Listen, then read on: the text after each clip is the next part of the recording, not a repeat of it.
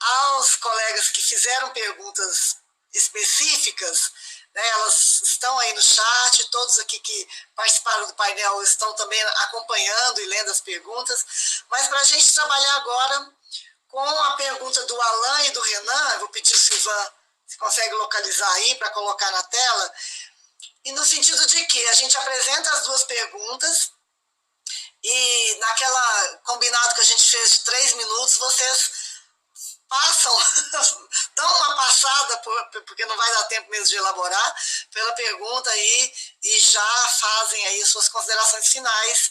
É o tempo espremido que nós temos, vou pedir a compreensão de todos e todas para que a gente possa encerrar aqui minimamente dentro do que está programado na SBPC, né, para a gente manter aqui a nosso compromisso aí com a organização.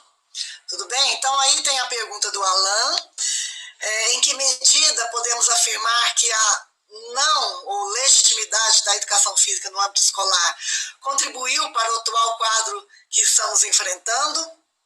E é um quadro bastante grave. E aí já coloca do Renan, obrigada, Silvan, como os colegas da mesa têm observado nos seus estados os processos de tradução dessas políticas educacionais e de currículo no cotidiano das escolas.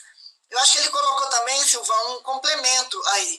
Qual o lugar da ação dos sujeitos da escola nesses processos? Então, são essas duas questões. Eu vou retomar a ordem, pode ser? Das falas, né? Para vocês fazerem aí os 3 minutos. Esse brevíssimo bate-papo aí com essas duas questões e já fazer as suas considerações finais. Mais uma vez, agradecendo muito a contribuição de vocês aqui. Maristela, aí podemos ficar aqui na sala, tá, Silvana? Bom, 2 perguntas, né, bastante profundas, assim, né, interessantes.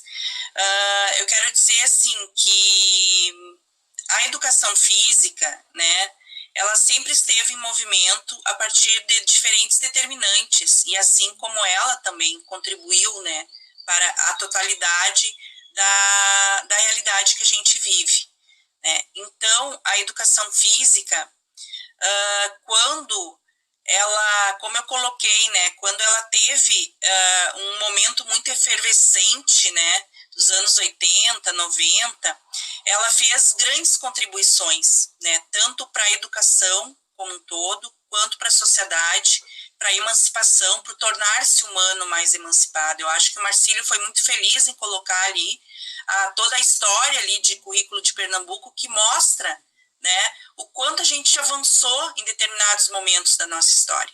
Só que o capital, ele não se deixa vencer, as disputas estão colocadas, e daí ele vem com um discurso mais envolvente, o discurso mais sedutor, né, que é o que a gente vive hoje, que é exatamente que vai de contramão aquilo que a própria SBPC aqui tá problematizando, que é a ciência como algo importante para uma emancipação e independência nacional, né?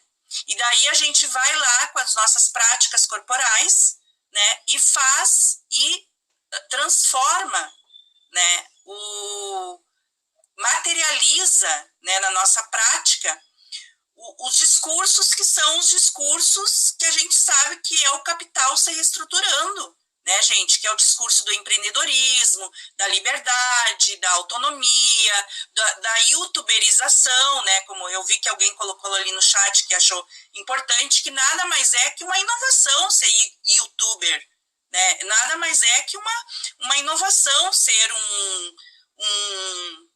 enfim, né, a teleconferência e tudo mais, né? Então, essa questão, assim, que eu vejo que a não legitimidade, o esvaziamento da educação física enquanto não expressão de cultura corporal veio, sim, a contribuir muito para esse momento que a gente está vivendo, do esvaziamento, do negacionismo, né?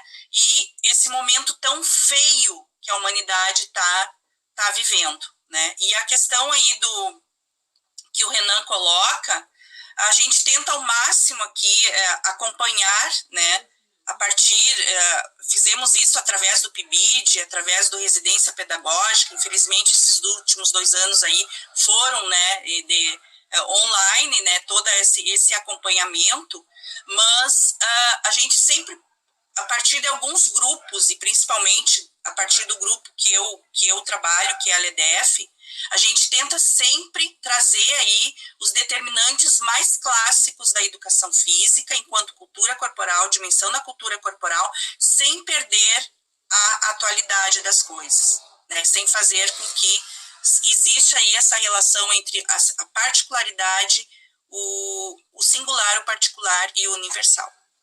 Obrigada, e muito obrigada aí pela oportunidade, me senti bastante honrada em estar aqui participando com os colegas e nesse momento aí. Obrigada.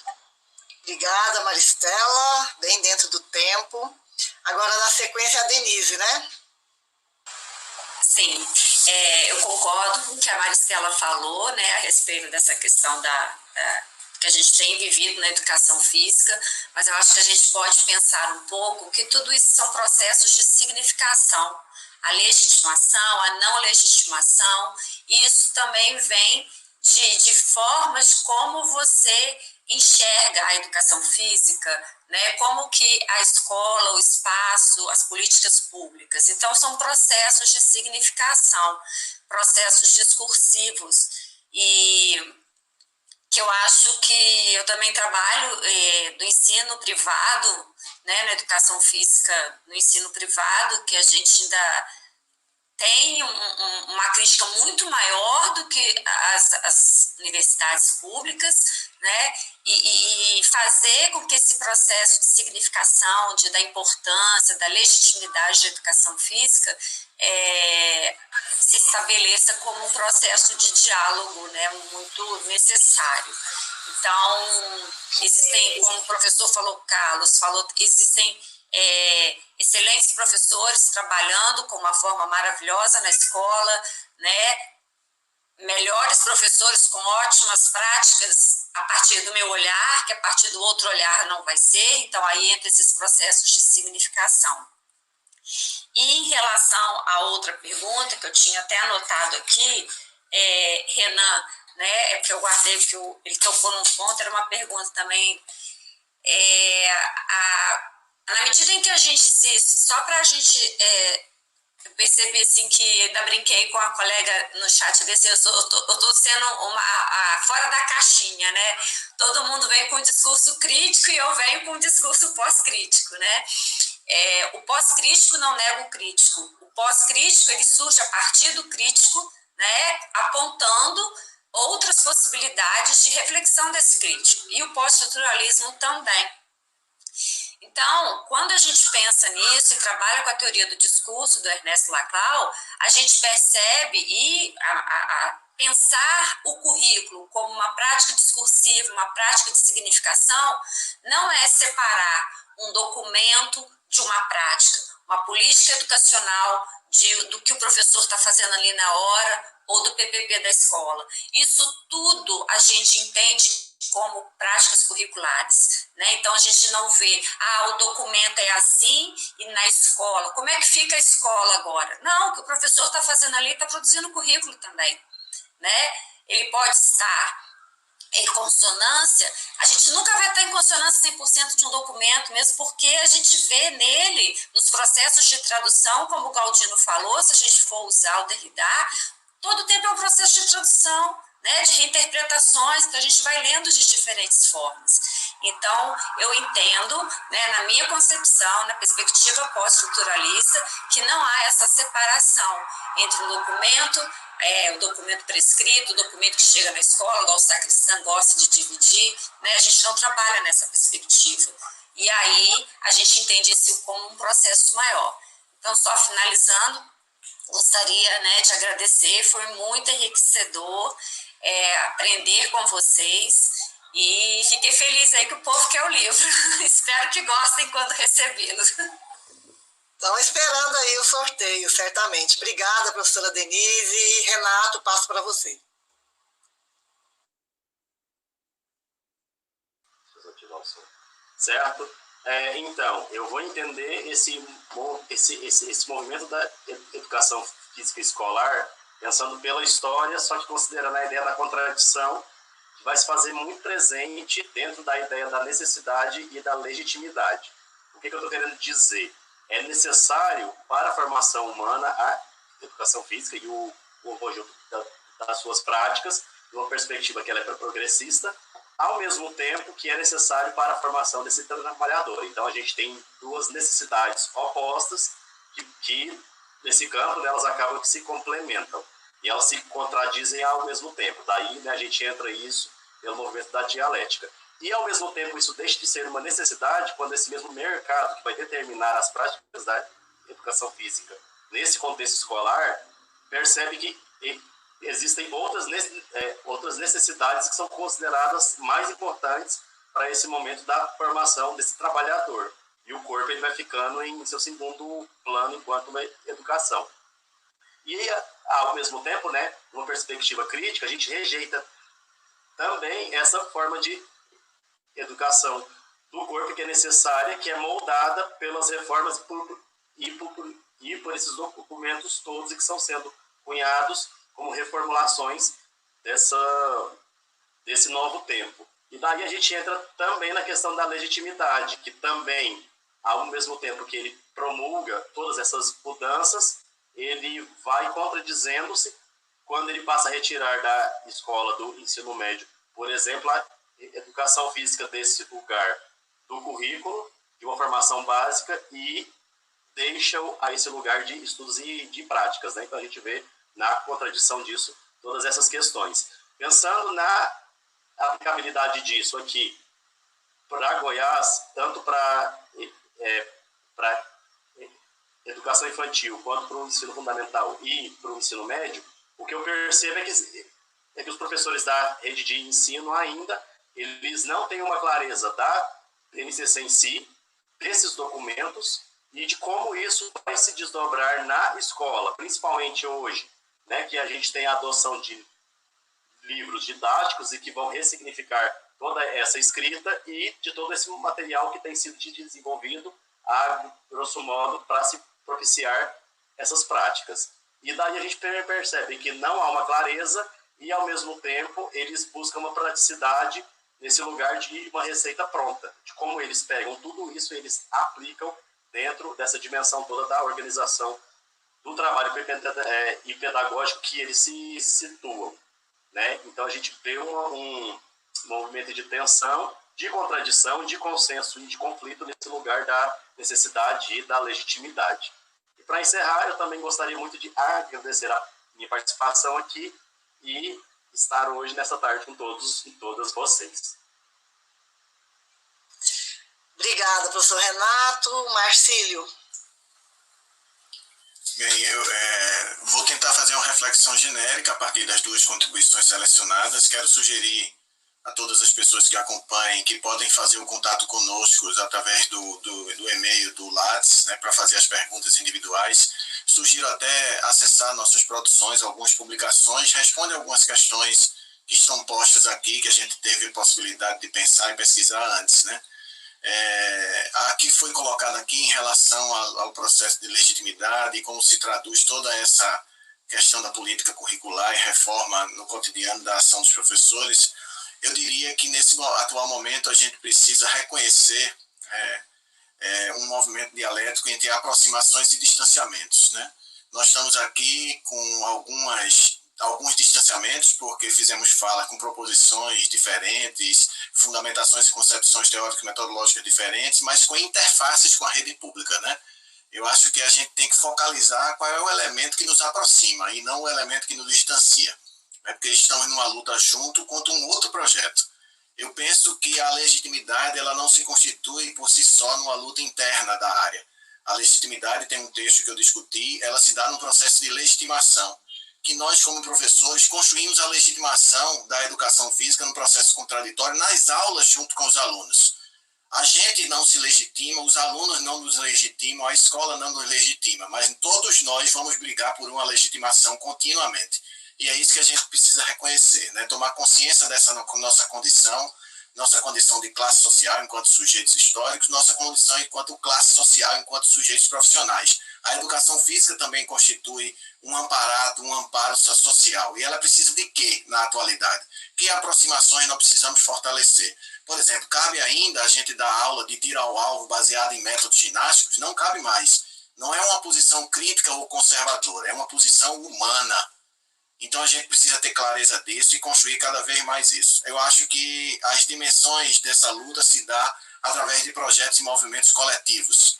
Então, na sala de aula, a gente mobilizar os estudantes para assumir e fazer uma educação física diferente. Na escola, os nossos pares, inclusive as outras disciplinas. E nas escolas, um projeto de sociedade que a gente possa, de fato, reconstituir aí nosso país e nosso mundo contemporâneo. Então, eu agradeço ao CBCE, agradeço à SBPC, agradeço a oportunidade de ter ouvido e partilhado aqui com os colegas e tomo como experiência essa entidade SBPC e CBCE como elemento de inspiração para as nossas práticas profissionais e na educação física, ou seja, realizar uma ciência engajada e uma ciência militante. Né? Parabéns, muito obrigado pela oportunidade.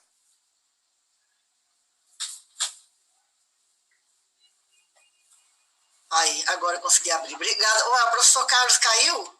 Eu acho que a internet dele está oscilando um pouco. Puxa, na hora que eu ia passar a palavra para ele. Vamos ver se ele volta aqui. Eu vou encaminhar aqui, então, para a gente fazer o sorteio. Se o professor Carlos conseguir voltar, a gente passa a palavra para ele, certamente. Mas, como os nossos colegas aí estão ansiosos e ansiosas, né, pelo sorteio, eu vou pedir ao Silvan e ao Ângelo, eu acho que eles vão projetar aqui na tela. Não sei se vai dar certo para fazer o sorteio. Então, Silvan, podemos proceder ao sorteio enquanto a gente aguarda o professor Carlos voltar. Gislene, são 2 livros, tá? Aí fica então para 2 pessoas. Ó, aumentaram as chances aí, gente. Olha lá.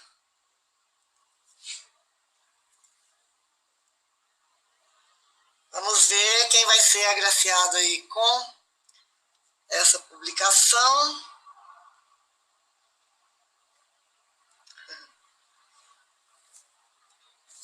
Eu particularmente não estou conseguindo enxergar nada, mas aqui...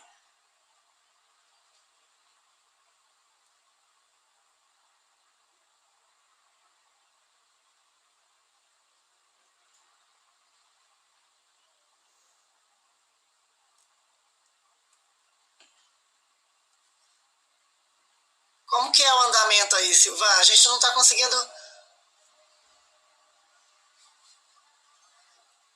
Já saiu o nome aí? São 2, tá? Pode sortear mais um. É o mito da Pripa. O mito da Pripa e aí mais um agora. Tem jeito de sortear mais um?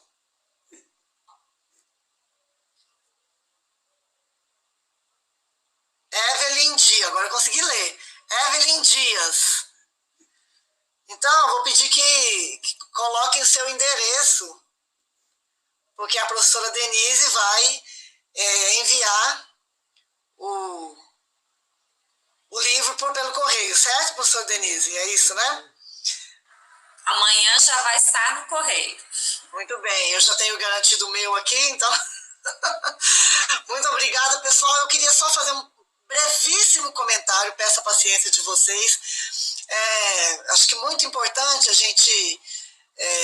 ter tido a felicidade, né, de ouvir aqui os expositores desse painel, mostrando aí, como o Marcílio colocou, né, que para além dessa diversidade, a gente tem uma luta comum, né, no sentido de constituir a educação física como um componente curricular, atrelada ao papel social da escola, né, nessa sociedade capitalista com as suas contradições, que a escola tem que, ao mesmo tempo, a escola ao mesmo tempo sofre e recebe as influências, né, dos interesses do processo de acumulação do capital, mas ao mesmo tempo a gente quer construir na escola processos de resistência e de superação dessa lógica. E, em última instância, os currículos, os processos de produção de currículos, eles expressam também, e não tem como a gente fazer essa discussão sem considerar a base material, porque é no processo de produção e reprodução da vida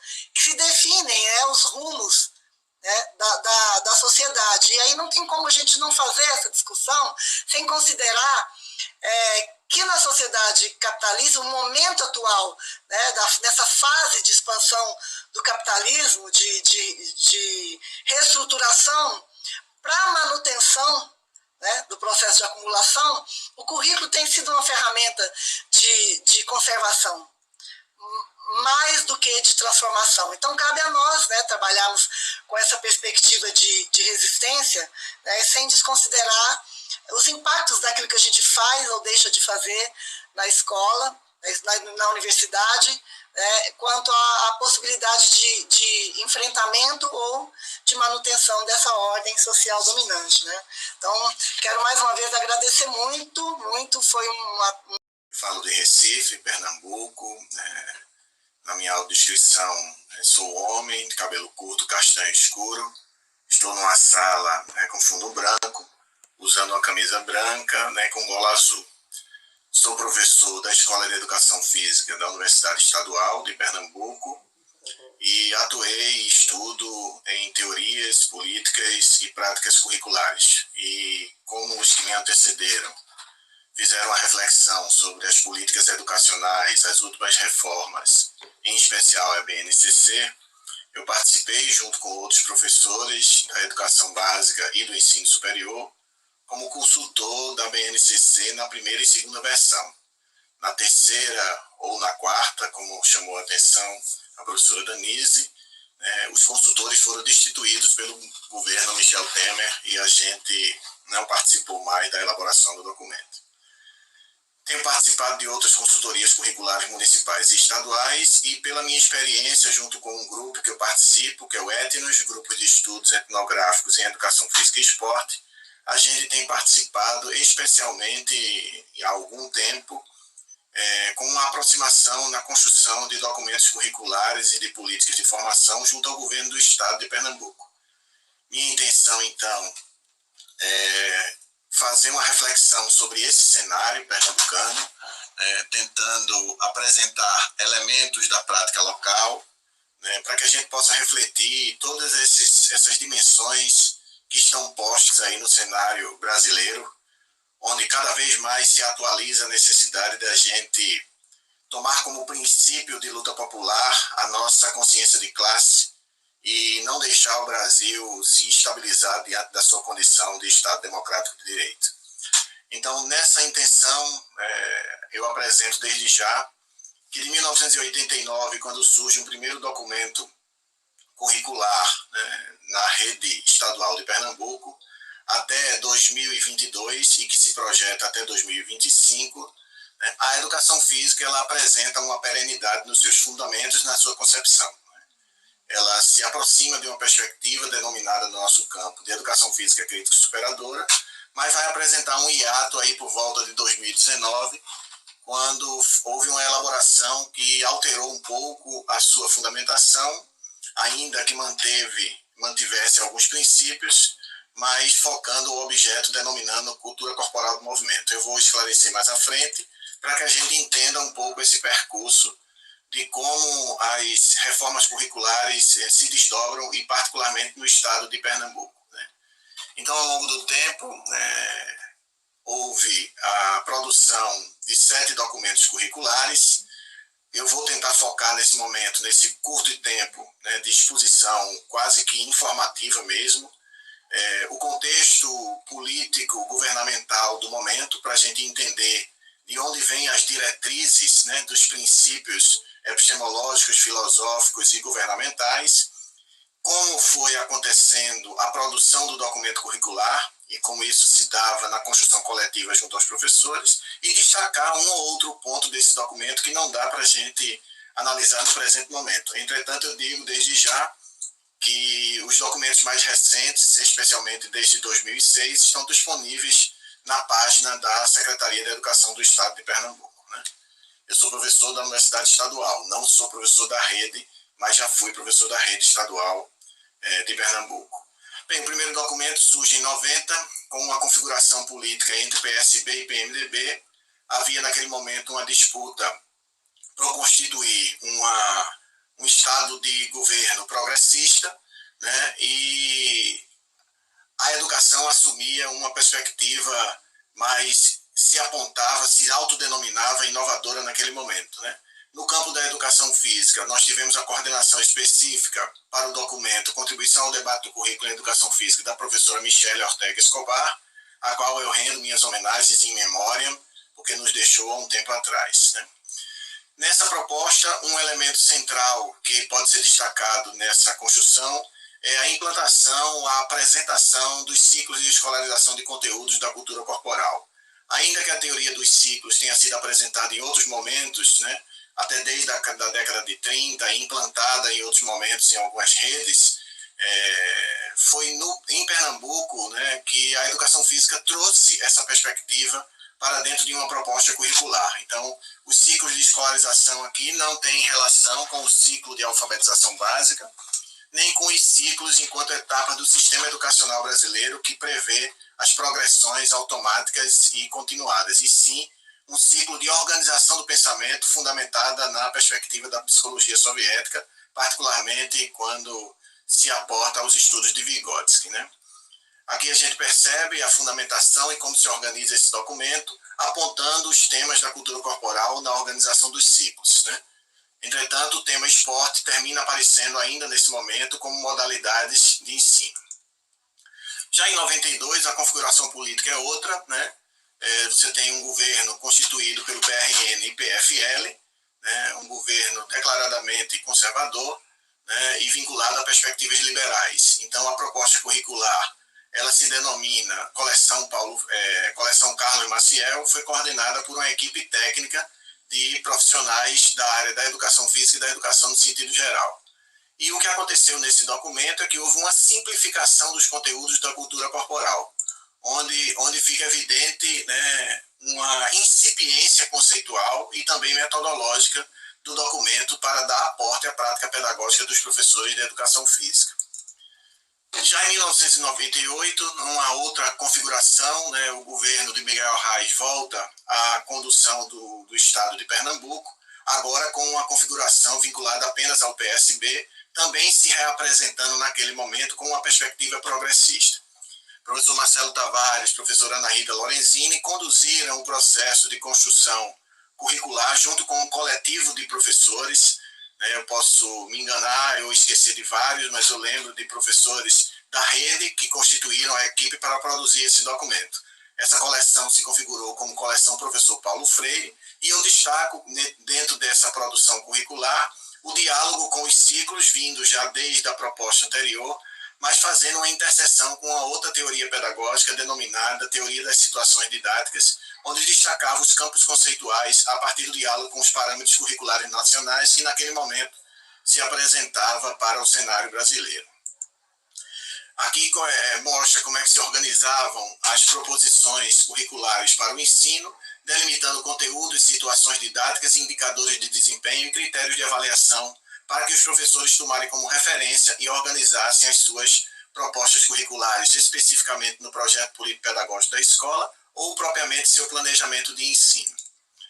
Já em 2006, né, houve uma articulação junto à União Nacional de Dirigentes Municipais de Educação, a Undime, em função de uma necessidade nacional de construção de sistema de avaliação da educação básica, e o governo do estado criou também um sistema de avaliação, né, no estado de Pernambuco. Esse governo se configurava como uma coligação política entre PMDB e PFL, né, onde a ideia era recuperar uma perspectiva fundamentada numa lógica da educação como qualidade total, né. A Undime tentava fazer naquele momento um contraponto, porque era conduzida naquele momento por pessoas que compunham relações partidárias com os partidos de esquerda. Então havia um contrassenso, havia uma disputa interna na construção dessa política curricular do Estado, já que se aliou a Undime para fazer sua produção, né. Eu coordenei esse trabalho junto com uma série de professores, né, Roberta Granville, Hilda Sayone, Lisane Machado e professores da rede através de seminários de educação física para produzir as competências dos descritores, né. Foi essa referência que foi tomada como ponto de partida. Entretanto, como vinha uma orientação política maior das competências dos descritores, o grupo de educação física achou por bem se aproximar de uma perspectiva mais crítica da teoria de competências, não da pedagogia de competências fundamentada em Perrenot, mas sim tomar como referência as elaborações de Marise Nogueira Ramos para produzir os códigos de competências de descritores da educação física, porque iria passar pelo sistema de avaliação da educação básica em Pernambuco. Em 2010, o trabalho foi coordenado durante 2 anos, né, pelo professor Marcelo Tavares, com uma programação que se deu como destaque, né, uma formação continuada em serviço durante 2 anos. Né. A configuração governamental se dava em torno do PSB e PDT, se apresentando como uma possibilidade de diálogo progressista, mas cumprindo naquele momento as orientações das diretrizes curriculares da educação básica. Né. Há um destaque também aqui na sequenciação dos conteúdos. Então, essa perspectiva ficou conhecida como OTM no governo do estado de Pernambuco. Ela partiu do agir pedagógico, da prática dos professores, procurando conhecer as políticas e os estudos e se voltando não apenas para o chão da história, mas reconhecendo o potencial produtivo que existia nisso. Então, ao longo de 2 anos, foram em torno de 17 seminários, mobilizando aproximadamente 900 professores de educação física em 3 polos que atingiam toda a região geográfica do estado. E desses 900 professores, tem professores que participaram de todos os 17 seminários que foram realizados para produzir essa proposta curricular, que partiu da prática pedagógica, orientou a formação curricular em rede, né, e gerou o documento que posteriormente construiu o programa de formação continuada. Aí está um quadro, obviamente não dá para ser visto pelos sujeitos que estão nos acompanhando no YouTube, mas está disponível no documento original que está no site da Secretaria do Estado, que mostra uma operacionalização da teoria de ciclos a partir dos níveis, né, de produção do conhecimento junto aos estudantes. Em 2003, né, Eduardo Campos assume o governo junto com o Lira, uma configuração de PSB e PDT, mantendo a gestão anterior, ele se reelege, mas a condução da construção desse novo documento curricular se deu através da contratação de uma instituição da Universidade Federal de Juiz de Fora e se deu sob a responsabilidade do professor Carlos Fernando Cunha e Cláudio Pellini. Eles realizaram alguns seminários e tomaram como cuidado a escuta dos professores que participaram da construção da OTM, dos consultores através de seminários e, enfim, terminou que o documento consolidou a OTM, né, trazendo 80% quase de seus conteúdos e aprofundando, né, as possibilidades das sequências didáticas em torno das expectativas de aprendizagem. E um outro ponto de destaque é que, a partir de experiências do próprio chão da escola, de professores da educação básica, através de editais que existiam de professor-autor, onde os professores concorriam a premiações apresentando sugestões de aula para ser compartilhada entre os seus pares, foi construídos os parâmetros curriculares das salas de aula. Né? Tudo isso antecede, como vocês podem perceber na data, a construção da BNCC. Bem, aí é um exemplo de como o quadro dos parâmetros curriculares se constituem para a organização das expectativas de aprendizagem ao longo dos ciclos, numa perspectiva de espiralização do conhecimento. Os parâmetros curriculares, então, eles fazem uma análise das práticas dos professores e apresentam caminhos de construção de aulas, não como aulas exemplos ou aulas modelo, mas como é que o professor construiu a sua aula a partir dos parâmetros curriculares, onde ele foi buscar conteúdo de referência e como metodologicamente ele propunha trabalhar aquela expectativa de aprendizagem. Não era um modelo de aula de como dar aula, e sim como o professor fez. Né? Nesse momento também havia a construção de documentos curriculares de menor envergadura, feito por uma equipe da rede estadual de Pernambuco, composta por vários professores, Juliane Galvão, Cídia Santa Cruz, Janine Fortunato, onde apresentavam conteúdos por bimestre na educação física.